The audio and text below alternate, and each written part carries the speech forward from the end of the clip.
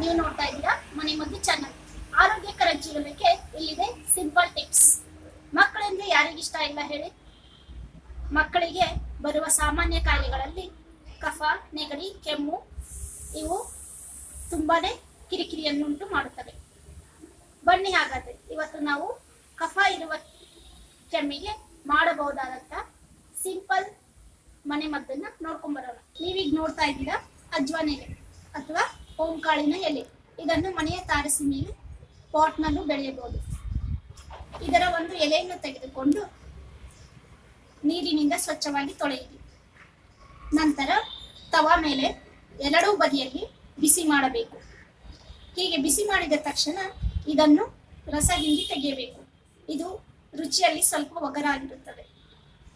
ಇದಕ್ಕೆ ಸಮ ಪ್ರಮಾಣದಲ್ಲಿ ಜೇನುತುಪ್ಪವನ್ನು ಸೇರಿಸಿ ಮಕ್ಕಳಿಗೆ ವಯಸ್ಸಿಗೆ ಅನುಗುಣವಾಗಿ ದಿನಕ್ಕೆ 2 ರಿಂದ 3 ಬಾರಿ ನೀಡಬೇಕು. 6 ತಿಂಗಳಿನ ಒಳಗಿರುವ ಮಕ್ಕಳಿಗೆ ನೀಡಬಾರದು. 6 ರಿಂದ 1 ವರ್ಷ ಒಳಗಿನ ಮಕ್ಕಳಿಗೆ ಅರ್ಧ ಸ್ಪೂನ್, 1 ವರ್ಷ ಮತ್ತು 1 ವರ್ಷ ಮೇಲ್ಪಟ್ಟ ಮಕ್ಕಳಿಗೆ 1 ಸ್ಪೂನ್ ನೀಡಬಹುದು. ಹೀಗೆ 2 ರಿಂದ 3 ದಿನ ನೀಡುವುದರಿಂದ ಹಂತ ಹಂತವಾಗಿ ಕಫ ಇರುವಂತಹ ಕೆಮ್ಮು ಕಡಿಮೆಯಾಗುತ್ತೆ. ಈ ದಿನ ಕೊಟ್ಟಂತಹ ಸಿಂಪಲ್ ಟಿಪ್ಸ್ ನಿಮಗೆ ಇಷ್ಟವಾಗಿದೆ ಅನ್ಕೋತೀನಿ. ನಿಮ್ಮ ಫ್ರೆಂಡ್ಸ್ಗೂ ಶೇರ್ ಮಾಡಿ. ಈ ಕುರಿತು ನಿಮ್ಮ ಅಭಿಪ್ರಾಯಗಳನ್ನು ನಮಗೆ ತಪ್ಪದೇ ಕಮೆಂಟ್ ಮಾಡಿ. ಹಾಗೂ ಇನ್ನೂ ಇಂತಹ ಸಿಂಪಲ್ ಟಿಪ್ಸ್ಗಳಿಗಾಗಿ ನಮ್ಮ ಮನೆಮದ್ದು ಚಾನಲ್ ಅನ್ನು ಸಬ್ಸ್ಕ್ರೈಬ್ ಮಾಡಿ, ಬೆಲ್ ಬಟನ್ ಅನ್ನು ಒತ್ತಿ.